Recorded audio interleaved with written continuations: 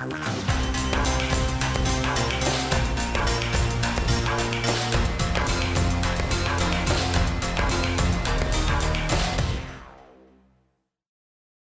to the show, Cecil. How are you? I'm doing Good fine. to see you. Happy Memorial Day Thank you. to you. Happy holiday. I don't know what's going on. Old The sign's school. a little crooked. Old school. A little old school. Something a little all right. different. Mix it up. No problems. So, you're getting ready to go Destin. Let's cover that briefly. We've got a lot to go into with College World Series and NCAA tournaments abound. So, give me your schedule for the week. What's happening? Headed to Destin for the SEC meetings. We'll cover the SEC meetings Tuesday, Wednesday, Thursday. Try and get a Lane Kiffin interview. Try and get some audio from Lane. Nick Saban. Yep. Anthony Grant. John Calipari. This is, I don't want to say different because, I'm sure you always look forward to these SEC meetings, but Sure. There's a lot more names there this year than have been in the past. Absolutely. So, anything that you're going into focused on that you want to maybe ask or cover or some angle, perhaps? Or you're just going to wait and see how it plays out? Well, we'll see what Commissioner Slav has to say. I don't know if he's indicated that he wants to address some of the bickering back and forth between coaches, so we'll see how he addresses that. A lot of money to be distributed, a lot of questions on the table. I think people are interested in Lane Kiffin, Gene Chizik, the new faces in the league, and, Sure. and basketball-wise, John Calipari, Anthony Grant, the new faces in the league. Billy Donovan will be there, Les Miles. So, never know who we'll come up with. So it's in Destin. So do you get a chance to relax at all and kind of? A little bit, but it's a bit? pretty full day. Jam-packed? It's a pretty full day. You try and get as many of those guys. It's a great opportunity to get them because it's a little bit more relaxed setting than Hoover is for the media days. So you try and get what you can. Last year, Tommy Tuberville for an hour, Bobby Petrino for 45 minutes. So is it set up? Do you get any one-on-one time, or is it more just? There are usually 15 or 20 media guys down there, and so you get kind of 10-on-1, which compared to the 600-on-1 at Hoover is still pretty good. And if you've got a question, you can just kind of buttonhole a guy and say, "Hey, what about this, Coach?" Sure. So Cool. So we'll talk about that when you return, and maybe something will go down during that week out there with the NCAA. Maybe, although I would probably the week after. Probably the week after. And someone did have a question about that, and if you could talk before we get into the sports themselves. Sure. Do you have any sort of feeling or of when this might come down and what different scenarios I think you that thought they about would it? I think Alabama would prefer it not to come down while the meetings are going on. All the administrators are tied up with that. They won't be in Tuscaloosa to address it, so I think that they would prefer it to, if the NCAA wouldn't mind waiting a week, I think they'd prefer to wait a week and maybe something in early June. I don't think it's too far away. And you never know, they might do something tomorrow. I know you're not going to tell me ultimately what you think, but is going to happen. But can you provide a couple different scenarios, maybe like an A or a B? If Alabama's found, guilty or whatever it may be. Oh, I don't know. You just look at past cases, and first of all, there's no way to predict. Every case is different. I do think that once you appear in front of the Committee on Infractions, you're certain to get some sort of probation. It just depends on what they find, particularly on the second charge on the failure to monitor. If they feel like there was a failure to monitor, they may vacate games. They may say these first 5 games of 2007, we're going to vacate the results, which is not entirely the same thing as forfeit, but you do lose your wins. I would think that would be a possibility. Scholarship losses would be a possibility. I don't think that they would be devastating. I don't think it would be something like 20 scholarships, which it was, 24 scholarships the last time. I don't think you're talking about anything like that. Mm-hmm. People speculate about TV because there was a request for the TV schedule.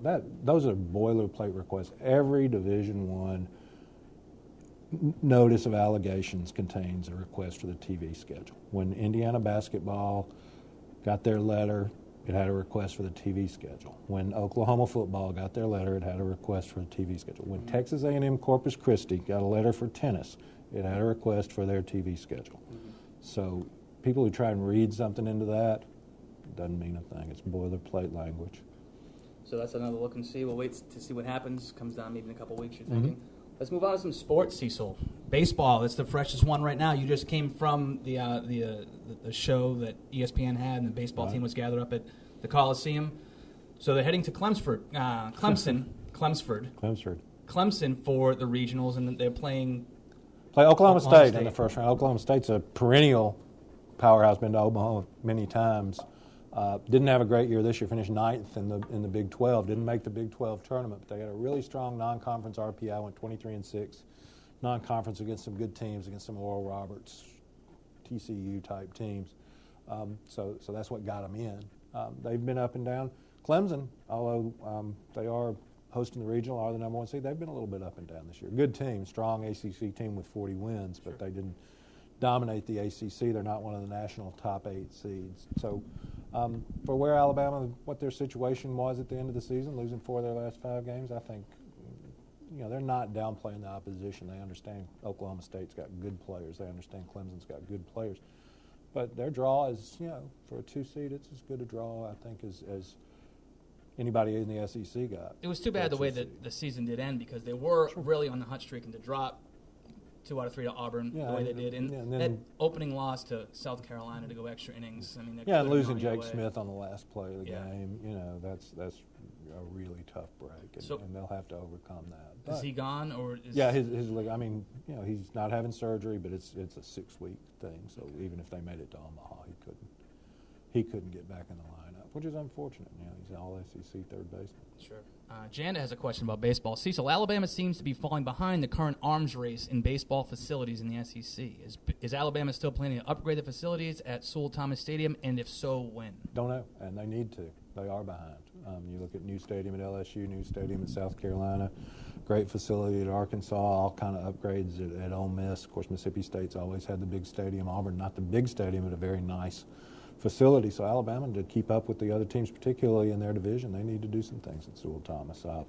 Don't know when that'll be. Hopefully sooner rather than later. And LSU was one of the analysts on ESPN picked LSU to win the whole thing.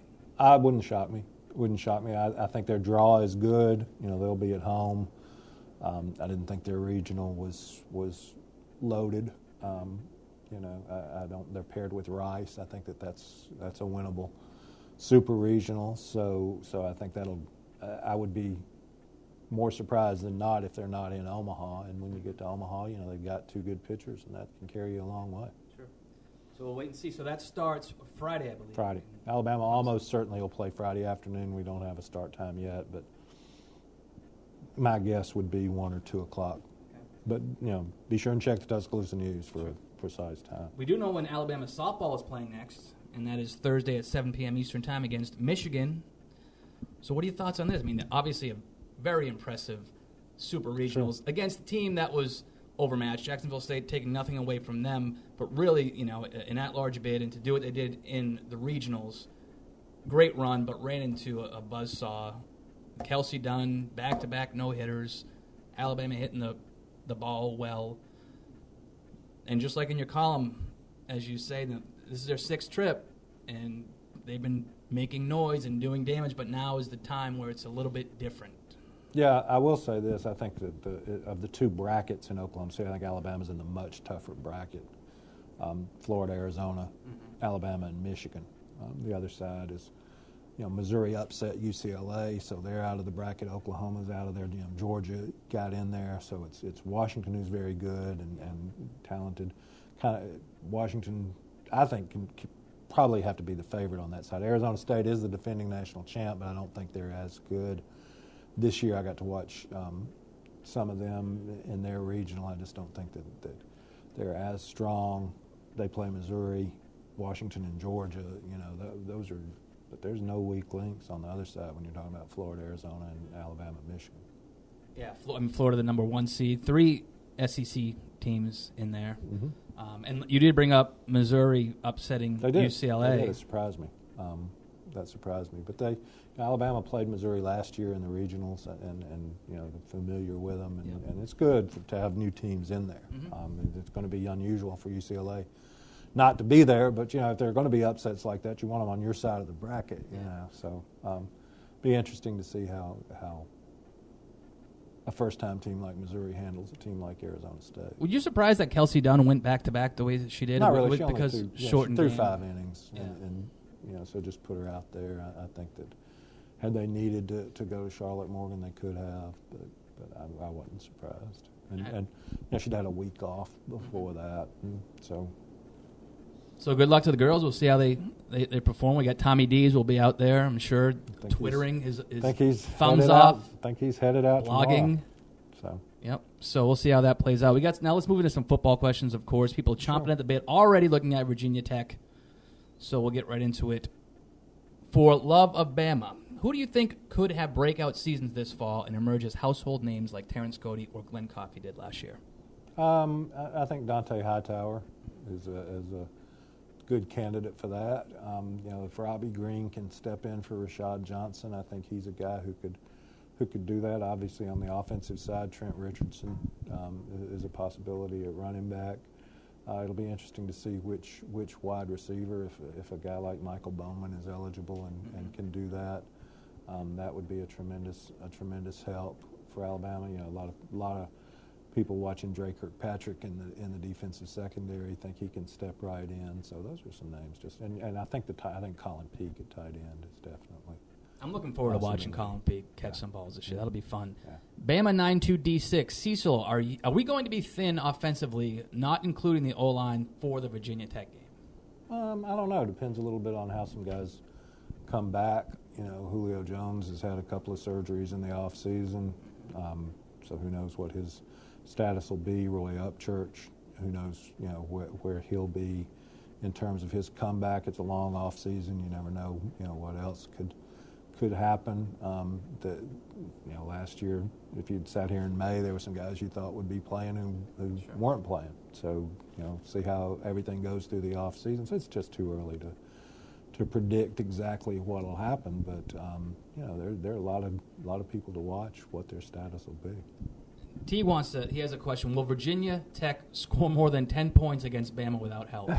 Seems to think that Alabama's going to take care of business. They got a good running game. Tyrod Tyler, a good running quarterback. Yeah. So we'll see.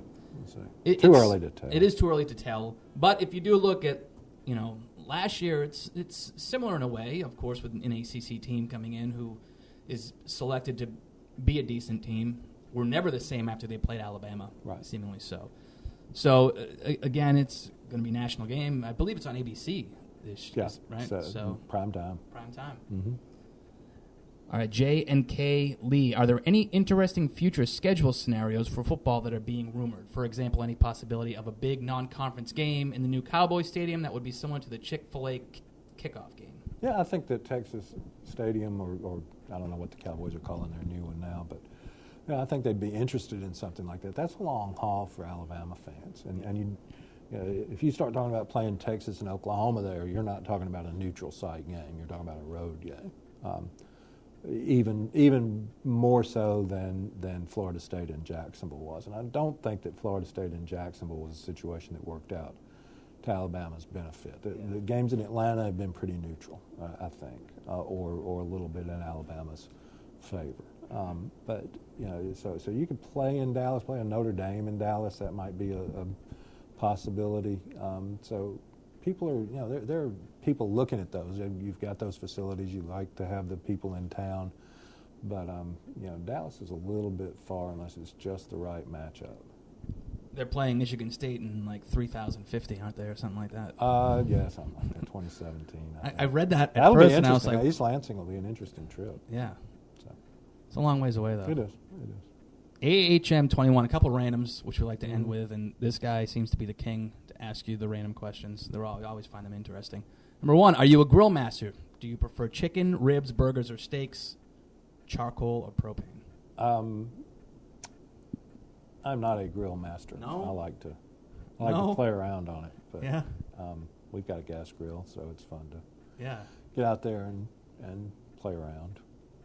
But you don't have the only at the no with the big Cecil Hurt show no, apron. No. I got a gift idea now out of that one. There you go. I do well. I consider myself a grill master. Good. That's it. Good. Bring Putting some it all out there. Bring some in. We'll have a spread one day. We'll do that. London broil in here. Also, while in Destin, do you plan on eating at Seeger's? Probably not.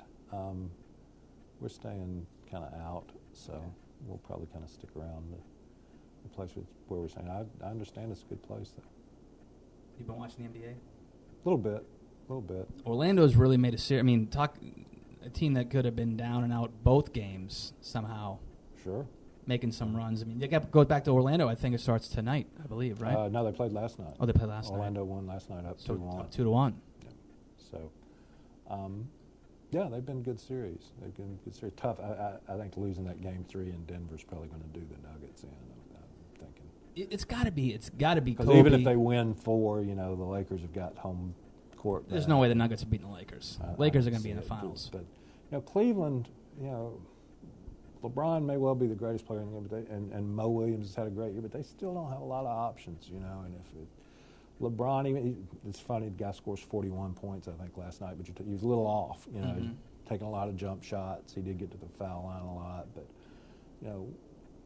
Orlando's big and tough around the basket, and there's not a lot of options. And they've been shooting lights out from the 3-point. Yeah, Rashard Lewis is Turkoglu, and they've got some options. Yeah, they dismantled my Celtics Game 7. They are not built around Dwight Howard the way that the Cavs are built around LeBron. It'll be interesting to see the way it works out. All right. Well, you enjoy your week in Destin, my friend, and reach out, touch base if you got some news on the NCAA sanctions.